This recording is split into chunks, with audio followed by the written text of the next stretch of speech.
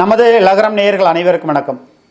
தமிழ்நாட்டு அரசியலில் இன்றைக்கு சிறந்த அரசியல்வாதியாக இருக்கக்கூடியவர்கள் அண்ணாமலையா, ஸ்டாலினா, சீமானா, டிடிவி தினகரனா, ஓ பன்னீர்செல்வமா, அம்மையார் சசிகலாவா என்று பல்வேறு கருத்துக்கள் வந்தாலும் கூட இதில் யார் சிறந்த அரசியல்வாதிகள் அப்படிங்கிறத நம்ம பார்க்கணும். முதல்ல ஒரு நாட்டுக்கு தேவை ஆளுங்கட்சி, அதைவிட மிக மிக சிறந்தது எதிர்க்கட்சி. அந்த எதிர்க்கட்சி இன்றைக்கு சிறப்பாக செயல்படுகிறதா என்று சொன்னால் அந்த அனைத்திந்திய அண்ணா திராவிட முன்னேற்ற கழகத்தில் இருக்கக்கூடிய மாவட்ட செயலர் நிர்வாகிகள் எல்லாம் ஓரளவு அந்த கட்சிக்காக வேண்டி வேலை செய்கிறாங்க. எடப்பாடி பழனிசாமிக்காக வேண்டி வேலை செய்யலை. கட்சி சின்னம் இதுதான் முக்கியம். நாளைக்கு அம்மையார் சசிகலா அவர்கள் பொதுச்செயலாளர் வரலாம், சுப்பிரமணியம் வரலாம், ராமசாமி வரலாம், முனியாண்டி வரலாம், யார் வேண்டும் வேணாலும் வரலாம். ஆனால் நமக்கு தேவை கட்சியும் சின்னமும், புரட்சி தலைவரும் புரட்சி தலைவியும். அந்த ரீதியில் பல்வேறு மாவட்ட செயலாளர்கள், ஒன்றிய செயலாளர்கள், தொண்டர்கள் எல்லாமே வேலை செய்கிறாங்க. எடப்பாடி பழனிசாமி கொஞ்சம் விட்டு கொடுத்து போனால் அனைத்து இந்திய அண்ணா திராவிட முன்னேற்ற கழகம் ஒன்றாக இணைந்து அரசியலில் வெற்றி பெறுவதற்கான வாய்ப்புகள் இருக்கிறது. அந்த கட்சி அடுத்த முறை ஆட்சிக்கு வர வேண்டும் என்பதையும் நம்ம சொல்கிறோம். ஏன்னா 5 ஆண்டுக்கு ஒரு முறை ஆட்சிகள் மாற வேண்டும். 10 ஆண்டு தொடர்ந்து அனைத்து இந்திய அண்ணா திராவிட முன்னேற்ற கழகம் ஆட்சியில் இருந்ததுனால தான் திராவிட முன்னேற்ற கழகம் 10 ஆண்டு ரொம்ப வறட்சியாக இருந்துச்சுப்பா. 10 வருஷம் பசியில் இருந்தது மாதிரி இருந்தாங்க. இப்போ ஊழல் முறையீடு அளவுக்கு அதிகமாக பண்ணுறாங்கன்னு மக்களே சொல்லக்கூடிய லெவலுக்கு இருக்குது. ஆகையினால தான் நான் சொல்கிறேன், 5 ஆண்டுக்கு ஒரு முறை ஆட்சி அதிகாரங்கள் மாற வேண்டும். இப்போ அனைத்து இந்திய அண்ணா திராவிட முன்னேற்ற கழகம் அம்மையார் ஜெயலலிதா அவர்கள் ஆட்சியில் இருந்தபோது எப்படி நிர்வாகம் இருந்தது, எடப்பாடி பழனிசாமி ஆட்சி அதிகாரத்தில் எப்படி நிர்வாகம் இருந்தது, ஸ்டாலின் அவர்களுடைய ஆட்சியிலே எப்படி நிர்வாகம் இருந்தது, 3 வகையாக நம்ம பிரித்து பார்த்தோம்னா, அம்மையார் ஜெயலலிதா அவர்கள் ஆட்சி அதிகாரத்தில் இருந்தபோது அதிகாரிகள்லாம் பயப்படுவாங்க. ஊழல் முறைகேடுகள் செய்து கொள்ளைப்புற வழியாக அந்த கட்சிக்காரவங்களுக்கோ டெண்டர்தாரர்களுக்கோ பெரிய அளவுக்கு பயன்படுகிற வகையில் ஒரு நிலையை ஏற்படுத்துவதற்கு பெரிய அளவுக்கு பயன்படுவாங்க. ஒரு மாவட்ட ஆட்சியரை 3 பேர் கொண்ட குழு கண்காணிக்கும். ஒரு டிஆர்ஓவை 2 பேர் கொண்ட குழுக்கள் கண்காணிக்கும். ஒரு சட்டமன்ற உறுப்பினரை 2 பேர் கொண்ட குழுக்கள் அவர்கள் கண்காணிக்கும். ஒரு அமைச்சரை 5 பேர் கொண்ட குழுக்கள் கண்காணிக்கும். ஒரு எம்பியை 3 பேர் கொண்ட குழுக்கள் கண்காணிக்கும். ஒரு தாசில்தாரை அதை கண்காணிக்கிறதுக்கு ஒரு டீம், அரசு நிர்வாகத்தை கண்காணிக்கிறதுக்குன்னே தமிழ்நாடு முழுவதுமாக ஒரு 2000 பேரை அம்மையார் ஜெயலலிதா அவர்கள் நியமித்திருந்தார் என்று சொன்னால் எவ்வளோ பெரிய ஒரு வலிமை. 2500ன்னு சொல்கிறாங்க, நான் குறைச்சி சொல்கிறேன். ஏன்னா அதிலே சில பேர் வெளில போகிறவங்களும் இருப்பாங்க இல்லையா. நம்ம அதில் கழித்து பார்க்கும்போது ஒரு 2000 நிர்வாகிகளை ஒரு உளவுத்துறையாக போட்டிருப்பாங்க. 3 அடுக்கு பாதுகாப்புகளை எப்படி இராணுவ படைகள் செய்யுமோ அதுபோல் ஒரு உளவுத்துறையை 3 உளவுத்துறை பிரிவுகளை அவங்க வச்சு கண்காணிப்பாங்க. எந்த அமைச்சர் சரியாக செயல்படுறாங்க, எந்த மாவட்ட ஆட்சியர் சரியாக செயல்படலான்னு. ஆனால் அப்படியான ஒரு உளவுத்துறை, தரமான உளவுத்துறை இன்றைக்கு திராவிட முன்னேற்ற கழகத்திற்கு அவர்கள் நியமித்திருக்கிறார்களா இல்லையா என்பது தான் நமக்கு கேள்விக்குறியாக இருக்குது. திராவிட முன்னேற்ற கழகம் ஆட்சி அதிகாரத்திற்கு வந்த ஒரு 3 மாதத்தில் மிகச் சிறப்பாக செயல்பட்டது. உண்மையாகவே நம்ம இன்றைய முதல்வர் ஸ்டாலின் அவர்களை நம்ம பாராட்டி செய்தி வெளியிட்டிருந்தோம். சிறப்பாக செயல்பட்டால் பாராட்ட போகிறோம், சிறப்பாக செயல்படலைன்னா அவர்களை சுட்டி காட்டி வெளியிடுவதால் நம்ம ஒன்றும் பயப்பட போகிறதில்ல. அந்த வகையில் திராவிட முன்னேற்ற கழகத்தினுடைய முதலமைச்சர் பிரிவிலிருந்து முதலமைச்சர் தனி பிரிவிலிருந்து மாதம் எனக்கெல்லாம் ஃபோன் வரும். ஏன்னா நான் நிறைய மனு போடுவேன். ஊழல் முறைகேடுகள் செய்யக்கூடிய அதிகாரிகளை பற்றிய முறைகேடு, இவர் ஊழல் பண்ணியிருக்காரு, குண்டார் கோயிலில், புதுக்கோட்டை மாவட்டம் குண்டார் கோயிலில் பிடிஓ ரமேஷ் ஊழல் பண்ணியிருக்காருன்னு ஒரு புகார் மனு அனுப்புகிறேன்னு வைங்க. அனுப்பி ஒரு 15 நாளுக்குள்ளே எனக்கு முதலமைச்சர் பிரிவிலேருந்து எனக்கு ஃபோன் வரும். எனக்குன்னு இல்லை, நிறைய பேருக்கு அது மாதிரி ஃபோன் வந்திருக்கு.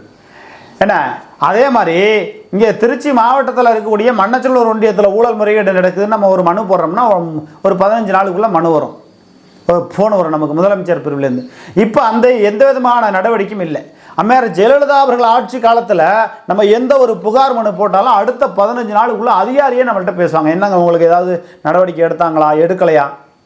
தகவல் அறியும் உரிமை சட்டத்தில் மனு போடுறவங்களுக்கெல்லாம் அம்மையார் ஜெயலலிதா அவர்கள் ஆட்சி காலத்தில் ஒரு 6 மாதத்துக்குள்ளே அந்த மனுவுடைய தீர்வு என்னன்னு தெரிஞ்சு போயிடும். ஆனால் இன்றைக்கி இருக்கக்கூடிய தகவல் அறியும் உரிமை சட்டத்தில் மாநில தகவல் ஆணையர்கள் எடப்பாடி பழனிசாமியோட பினாமிகள் அங்கே இருக்காங்க அப்படின்னு எனக்கு பரவலாக சொல்கிறாங்க. அதில் இன்னும் சொல்லப்போனால் ஸ்ரீதர், தனசேகர், செல்வராஜ் இந்த 3 பேரும் மிகப்பெரிய அளவுக்கு ஊழல் முறைகேடுகளுக்கு துணை போகிற வகையில் செய்கிறாங்க. அதை ஆளுநருக்கும் புகார் அனுப்பியிருக்கேன், ஜனாதிபதிக்கு அனுப்பியிருக்கேன், முதலமைச்சர் தனிப்பிரிவுக்கு அனுப்பியிருக்கேன். ஆனால் இப்போ இருக்கிற முதலமைச்சர் தனிப்பிரிவில் பல மனுக்கள் குரட்டை விட்டு கொண்டு இருக்கிறது. நம்ம திராவிட முன்னேற்ற கழகத்தை வேண்டுமென்றோ குறை செல்ல வேண்டும் என்கிற அவசியம் நமக்கு கிடையாது. அனைத்து இந்திய அண்ணா திராவிட முன்னேற்ற கழகம் அம்மையார் ஜெயலலிதா அவர்களுடைய ஆட்சியிலே கம்பீரமாக உளவுத்துறை செயல்பட்டது. ஊழல் முறைகேடுகள் செய்யக்கூடிய அதிகாரிகளை பற்றி அப்பப்போ தகவல் போயிட்டே இருக்கும். அதே மாதிரி எடப்பாடி பழனிசாமியுடைய ஆட்சியில் அந்த உளவுத்துறை எல்லாம் பாதிக்கு மேலே முக்கால்வாசி எல்லாத்தையும் கலைச்சிட்டு நீதி அரசர்களை எல்லாம் விலைக்கு வாங்கக்கூடிய அளவுக்கு எடப்பாடி பழனிசாமி இருக்கிறார் என்று பரவலாக தமிழ்நாடு முழுக்க பேசப்படுகிறது. மனிதநேய மாநாடுன்னு சொல்லி புதிய பாரதம் கட்சி தலைவர் நடத்தக்கூடிய அந்த மாநாட்டில் அரை மணி நேரம் நின்று பேசுகிறாரு. ஆனால் காலில் புண்ணு இருக்குது, நான் கொடநாடு வழக்கு சம்மந்தமாக வர முடியாது, என்னை வீட்டில் விசாரிங்க, தனி ஆணையம் வச்சு அழைக்கணும்னு சொல்லி போட்டார். ஆனால் நீதிமன்றம் ஓங்கி ஒரு குட்டு வச்சு வாயான்னு சொல்லிடுச்சு. ஆனால் 2 ஆண்டு காலம் தாமதம் செய்வது திராவிட முன்னேற்ற கழகம். அதுதான் அம்மையார் ஜெயலலிதா அவர்களுடைய ஆட்சிக்கும் முதல்வர் ஸ்டாலின் அவர்களுடைய ஆட்சிக்கும் இருக்கக்கூடிய வித்தியாசம். கிட்டத்தட்ட 90% வித்தியாசம் இருக்குது. தான் ஆட்சி அதிகாரத்திற்கு வருவதற்கு முன்பாகவே தேர்தல் அறிக்கையில் மதிப்பிற்குரிய ஸ்டாலின் அவர்கள் முதல்வர் என்ன சொன்னாங்க? கொடநாடு வழக்கில் சம்பந்தப்பட்டவர்களை கைது செய்து உள்ளடப்பேன். அம்மையார் ஜெயலலிதா அவருடைய இறப்பில் மர்மம் இருக்குது, அதை கைது செய்து உள்ளடப்பேன். மர்மம் இருக்கிறது இல்லை என்பதையும் வெட்ட வெளிச்சத்திற்கு கொண்டு வரவில்லை. அதுபோல் முன்னாள் அமைச்சர்கள் ஊழல் முறைகேடு செய்ததை தான் விசாரிக்க தனி நீதிமன்றம் அமைப்பேன்னு சொன்னார். ஆனால் பொன்முடி இன்னைக்கு தூக்கி உள்ளே வச்சுட்டாங்களா இல்லையா? அதற்கு முன்பாக அனைத்து இந்திய அண்ணா திராவிட முன்னேற்ற கழகத்தினுடைய முன்னாள் அமைச்சர்கள் மீது ரைடு விட்டீங்க பண்ணீங்க, அதுக்கெல்லாம் சபரீசன்ட்ட பங்கு போணுச்சுன்னு சொல்கிறாங்க. அப்போ அம்மையார் ஜெயலலிதா அவர்களுடைய ஆட்சிக்கும் முதல்வர் ஸ்டாலின் அவர்களுடைய ஆட்சிக்கும் எவ்வளோ வித்தியாசம் இருக்குது பாருங்கள்.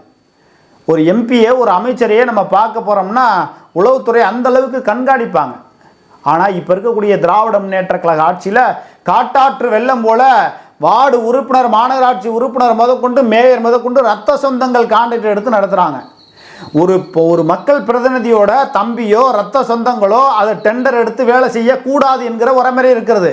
அந்த வரைமுறைகளெல்லாம் தாண்டி திராவிட முன்னேற்ற கழகம் பெரிய அளவுக்கு ஊழல் முறைகேடுகள் செய்கிறது என்பதற்கு சான்றாக திருச்சி மேயராக இருக்கக்கூடிய அன்பழகன் அவர்களுடைய ரத்த சொந்தங்கள் எல்லாம் பெரிய அளவுக்கு முறைகேடு செய்து கொண்டிருக்கிறார்கள். இதன் மீதெல்லாம் எந்த விதமான நடவடிக்கையும் இன்றைய பிரதீப் குமார் மாவட்ட ஆட்சியரும் நடவடிக்கை எடுப்பதில்லை. இருக்கக்கூடிய நகர்ப்புற வளர்ச்சித்துறை அமைச்சரும் நடவடிக்கை எடுக்கிறதில்லை. நகர்ப்புற வளர்ச்சித்துறை அமைச்சர் தான் அன்பழகனை மேயராக கொண்டு வந்தது. மதிவாணனையோ காஜாமலை விஜயோ போன்றவர்களெல்லாம் துணை மேயராக கொண்டு வரல. ஆக இந்த திராவிட முன்னேற்ற கழக அரசு ஊரக வளர்ச்சித்துறை மற்றும் ஊராட்சித்துறையில் இருந்தும் நகர்ப்புற வளர்ச்சித்துறை வரை வணிக வரி மற்றும் பத்திரப்பதிவுத்துறையிலிருந்து பல ஆயிரம் கோடி ஊழல் முறைகேடுகள் செய்வதற்கு துணை நிற்கவில்லை. ஆனால் கண்டுகொள்ளாமல் இருக்கிறது. சமூக ஆர்வலர்களோ பத்திரிகையாளர்களோ ஒரு மனுவோ ஆர்டிஐ மனுவோ எந்த மனு போட்டாலும் அது ஒரு 30 நாளுக்குள்ள 60 நாளுக்குள்ள 90 நாளுக்குள்ள அந்த மனுக்களை முடிக்க வேண்டும். குறைஞ்சபட்சம் 4 மாசத்துல அந்த மனுக்களை தமிழ்நாடு தகவல் ஆணையம் முடிக்க வேண்டும். மனுதாரர் வரலன்னா மனுதாரர் வரவில்லை, இந்த மனு முற்றாக்கம் செய்யப்படுகிறது என்று அப்பட்டமாக சொல்லிவிட்டு, அதாவது மனுதாரர் வரவில்லை என்றாலும் கைபேசியில் தொடர்பு கொண்டு பேசணும். இது ஒன்றும் நீதிமன்றம் கிடையாது. நீதிமன்றம் போல ஒரு நகல் தானே ஒழிய இங்கே இருக்கக்கூடியவர்கள் ஒன்றும் பெரிய நீதி அரசர்கள்னு நினைப்பு இல்லை. எல்லா ஊழல்வாதிகளையும் காப்பாற்றி விடுகிற வகையில் பல்வேறு தவறுகளை செய்கிறீர்கள். இது சம்பந்தமாக நான் ஜனாதிபதிக்கு ஒரு மனு அனுப்பியிருக்கேன், ஆளுநருக்கு மனு அனுப்பியிருக்கேன். தமிழ்நாடு தகவல் அறியும் உரிமை ஆணையம் திராவிட முன்னேற்ற கழகத்தினுடைய ஊழல் ஆட்சிக்கு ஊழல் செய்கிற அதிகாரிகளுக்கு துணை போகிறது என்ற ஒரு விஷயத்தை நாம் எழுதி அனுப்பியிருக்கோம். அப்படி ஒரு மனுவை அம்மையார் ஜெயலலிதாவுடைய ஆட்சி காலத்தில் நான் எழுதக்கூடிய நிலைமை ஒருபோதும் வந்ததில்லை. அதற்கான காரணம் நடவடிக்கை எடுத்திருக்கிறார்கள். அனைத்து இந்திய அண்ணா திராவிட முன்னேற்ற கழக ஆட்சியிலே ஊழல் நடக்கவில்லை, அவர்கள் உத்தமர்கள் என்று நான் ஒருபோதும் சொல்லவில்லை.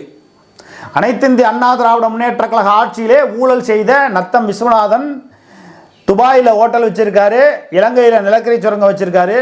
அதே போல் பழனியப்பன் திராவிட முன்னேற்ற கழகத்தில் இருக்கிறாரு. இன்றைக்கு பழனியப்பன் அமமுகவுக்கு போயிட்டு திமுகவுக்கு போனார். அந்த பழனியப்பன் சம்பந்தப்பட்ட கோப்புகள் எல்லாம் எடப்பாடி பழனிசாமி மூலமாக எடுத்துகிட்டு வர சொல்லி இவரும் தூது விட்டுருக்காரு.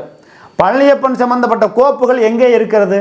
அதெல்லாம் வெளியில் வந்துச்சுன்னா பழனியப்பனும் மாட்டுவார். கொடநாடு வழக்கில் யார் மாட்டுவாங்கன்னா பழனியப்பன் சம்பந்தப்பட்ட கோப்புகளும் கனகராஜ் எடப்பாடி கிட்ட கொடுத்த கோப்புகள் எங்கே?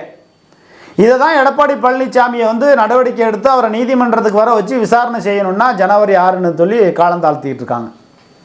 இப்போ கூப்பிட்டது மிகப்பெரிய தாமதம்.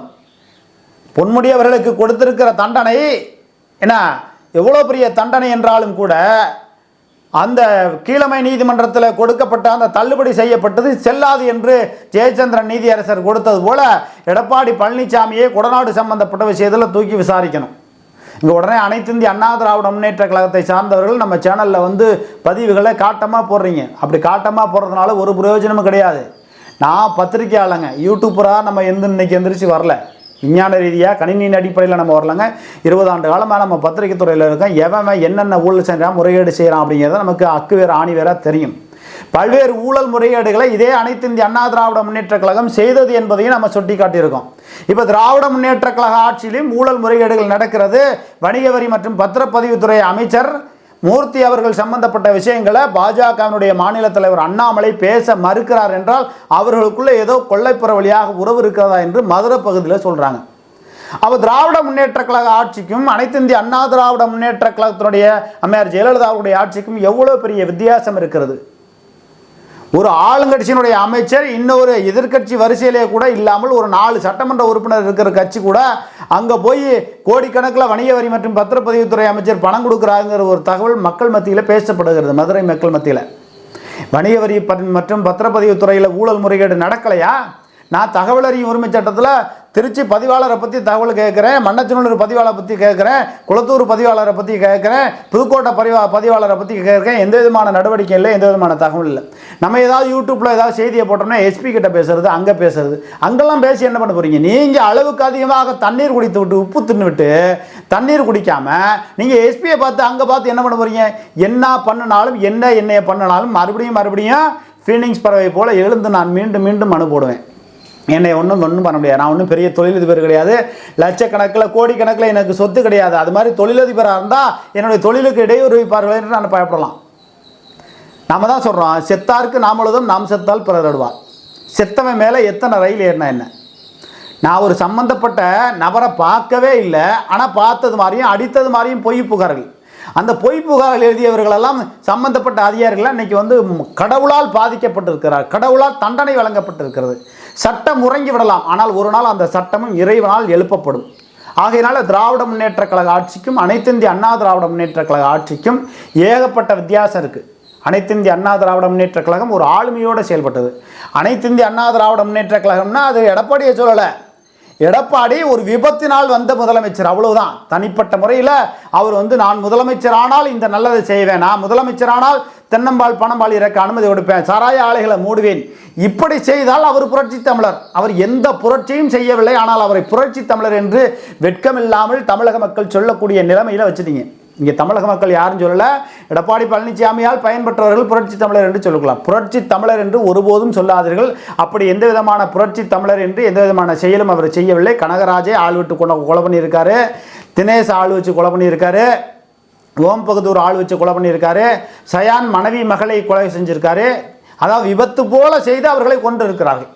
இப்படிப்பட்ட இதே இவர் நம்ம ஒரு பத்திரிகையாளராக இருந்து வெளிப்படையாகவே நம்ம சொல்கிறோம், இது திட்டமிட்டு எடப்பாடி பழனிசாமி தரப்பு செய்தது என்று சொல்லுகிறோம். இதற்கான காரணம் என்னன்னா, நீதிமன்றத்துக்கு நான் போக முடியாது, காலில் புண்ணு இருக்கணும். வயிற்றுல புண்ணு இருந்தாலும் கண்ணே இல்லைன்னாலும் போகணும். ஆனால் நீதிமன்றம் இத்தனை ஆண்டு காலமாக இதை தாமதம் செய்தது ஏன்? பாஜகவுக்கு ஆதரவாக போனால் நீங்கள் என்ன வேணாலும் பண்ணுவீங்க, எதிர்ப்பாக போனால் அப்படி பண்ணுவீங்களான்னு மக்கள் மத்தியிலையும் இதாக இருக்குது.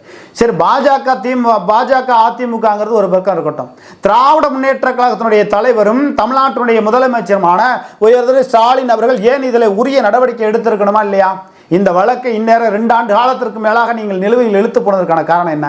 இந்த 2 ஆண்டுகளுக்குள்ள எடப்பாடி பழனிசாமி எவ்வளவு ஆதாரங்களை அளித்திருப்பார்? அனைத்து இந்திய அண்ணா திராவிட முன்னேற்ற கழகம்னா அது எடப்பாடி பழனிசாமியை சாராது. அவர் ஒரு தொகுதிக்குள்ளே இருந்தவர். ஏன்னா எப்படியெல்லாம் அவர் வந்து பதவிகளை தக்க வைக்கிறதுக்கு என்ன பண்ணி அம்மையார் சசிகலா மூலியமாக பதவியை பிடித்து விட்டு இன்றைக்கு அம்மையார் சசிகலா அவர்கள் நாயே என்று சொல்கிறார். அம்மையார் சசிகலா அவர்களும் அரசியலில் யோக்கியம், ஓபிஎஸும் யோக்கியம், டிடிவியும் யோக்கியம். இன்றைக்கி அரசியலில் யாரும் யோக்கியமாக இருக்க முடியாது, இருக்கவும் விடமாட்டார்கள். அதுதான் நிலைமை. ஆனாலும் கூட அனைத்து இந்திய அண்ணா திராவிட முன்னேற்ற கழகம்னா அது அம்மையார் ஜெயலலிதா அவர்களைத்தான் சொல்ல முடியும். எடப்பாடி பழனிசாமி ஒரு விபத்து முதலமைச்சர், அவ்வளவுதான். நல்ல முதலமைச்சர்னா அவர் என்ன பண்ணியிருக்கணும்? ஆட்சி அதிகாரத்தில் இருக்கும்போது சாராய ஆலைகளை மூடி இருக்கணும், தென்னம்பால் பணம்பால் இருக்கிறதுக்கு அனுமதி கொடுத்துருக்கணும், ஊழலற்ற ஆட்சி அதிகாரத்தை கொடுத்துருக்கணும். எதுவுமே செய்யாமல் இப்போ இருக்கக்கூடிய அனைத்து மாவட்ட செயலாளர், அனைத்து இந்திய அண்ணா திராவிட முன்னேற்ற கழகத்தினுடைய மாவட்ட செயலாளர் அம்மா காலத்தில் வந்து கட்சியில் இருந்தவங்களெல்லாம் ஓரங்கட்டக்கூடிய நிலைமையை 30க்கும் மேற்பட்ட மாவட்டத்தில் இன்னொரு மாவட்ட செயலரை உருவாக்குறது, இன்னொரு மாவட்டங்களை பிரிக்கிறது போன்ற செயலை செய்து அனைத்து இந்திய அண்ணா திராவிட முன்னேற்ற கழகத்தினுடைய 20க்கும் மேற்பட்ட மாவட்ட செயலாளர்களை கோபமடைய செய்கிற லெவலுக்கு எடப்பாடி பழனிசாமி செஞ்சுட்டார். இதுதான் இங்கே வேணா நிற்கிது போய். அதுபோக இவர் மாவட்ட செயலாளரை நம்பி அரசியல் செய்யாமல் 30க்கும் மேற்பட்ட பினாமிகளை நம்பி எடப்பாடி பழனிசாமி அரசியல் செய்ததால் எடப்பாடி பழனிசாமி மீது மாவட்ட செயலாளர்களே வெறுப்பில் இருக்கிறார்கள்.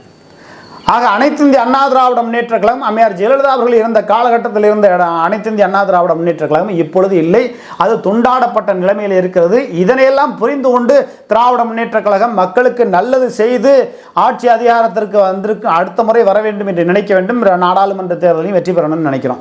திராவிட முன்னேற்ற கழகம் தொடர்ந்து ஊழல் முறைகேடு இந்த அன்பழகன் மேயர் போன்றவர்கள் கோடிக்கணக்கில் ஊழல் முறைகேடு, புதுக்கோட்டையில் பிரகதம்பாள் கோவிலில் முத்துராமன் ஊழல் முறைகேடு, கரூரில் டாஸ்மார்க் மாவட்ட சண்முக வடிவேல் மாவட்ட துணை ஆட்சியர் கோடிக்கணக்கில் ஊழல் முறைகேடு, குருமணி தோட்டக்கலையில் ஊழல் முறைகேடு, இப்படி பல்வேறு ஊழல் முறைகேடுகளை நம்ம சுட்டி காட்டி வர்றோம். வேளாண்மை துறையில் இணை இயக்குனர் முருகேசன் தோராயமாக ஒரு 300 கோடி ரூபா ஊழல் செஞ்சுட்டு கூடுதல் இயக்குனராக போயிட்டாரு. இப்படி எந்த விதமான இது சம்பந்தமான எந்த நடவடிக்கை இல்லை. நான் யூடியூப்பில் பேசுறது மட்டும் இல்லைங்க, புகார் மனுவும் முதலமைச்சர் தனிப்பிரிவுக்கு அனுப்பியிருக்கேன். எந்த நடவடிக்கையும் இல்லையே. தோட்டக்கலைத்துறையிலே சம்பந்தப்பட்டது, வேளாண்மை துறை சம்பந்தப்பட்டது, மதுவிலக்கு மற்றும் ஆயத்தேர்வு, இந்து அறநிலையத்துறை எல்லாத்துக்கும் புகார் மனு அனுப்பியிருக்கேன். எந்த விதமான நடவடிக்கையும் திராவிட முன்னேற்ற கழகம் எடுக்கவில்லை.